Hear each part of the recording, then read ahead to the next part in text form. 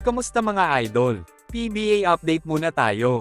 San Miguel Beermen import na si Benny Boatwright gustong maglaro para sa Gilas. Hindi daw magdadalawang isip si Boatwright sakaling alukin siya na maging naturalized player ng Pilipinas. Madami na nga ang naglalabasang balita patungkol sa mangyayari sa ating national team ngayon at sa mga susunod pang taon.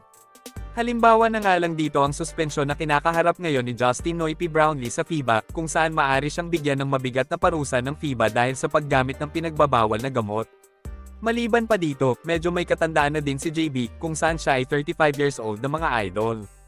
Kaya naman nag-iisip-isip na din ng SBP kung sino ang best candidate para sa susunod na magiging naturalized player ng Gilas. May nagsasabi din nga na pati si Dwight Howard willing din maglaro para sa ating national team. Pero ang tanong kung magkano ang magiging sahod niya kapag naging naturalized player na siya sa bansa. Matanda na din kasi si Howard sa edad na 38 years old para kuhanin pa siya ng Gilas mga idol. Sakaling hindi maging naturalized player interesado naman siyang maglaro sa PBA. Samantala, matindi ang naging performance ni Boatwright sa 4 games na paglalaro niya para sa Beermen.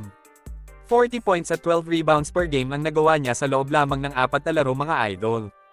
Kaya naman malaki ang pangamba ni Coach Timko ng Hinebra na baka paglaruan lang sila ng all-around import ng Beermen. Si Boatwright ay 27 years old pa lang pero kung maglaro parang veterano na.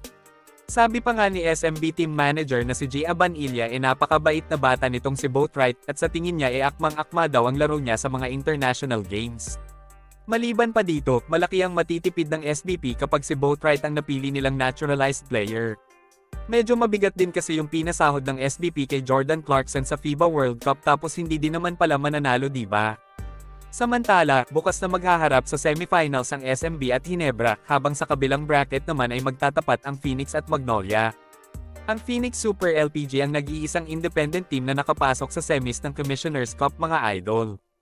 Panigurado na sobrang gaganahan silang maglaro ngayon, matapos mag-anunsyo ang team owner ng Phoenix na si Dennis Oy na triple ang matatanggap na bonus ng mga players niya. Siguradong motivated sila na talunin ang number 1 team sa elimination ng Magnolia. Panigurado na dadaan muna sa butas ng karayom ang Magnolia bago sila makapasok sa finals ng PBA Commissioner's Cup. Para naman sa Hinebra at SMB, may mga nagsasabi na magkakabigayan sila ng laro sa kanilang serye. Hindi mo din kasi masisi ang mga tao dahil nga sister team sila sa PBA, kaya sabi nung iba nakakatamad daw panoorin ang semifinals ngayon. Ano sa tingin nyo mga idol? Malaki ba ang posibilidad na maging naturalized player ng Gilas si Benny Boatwright? Mabitbit kaya niya sa championship ang San Miguel? Comment down below. Hanggang dito na lang muna mga idol. Maraming salamat sa panunood. Kita-kits ulit tayo sa videos na aking ipapalabas patungkol sa basketball. Kung bago ka pa lang sa channel ko, please consider to subscribe at huwag kalimutan pindutin ang like at notification bell button para updated ka sa videos na aking ipapalabas. Salamat mga idol!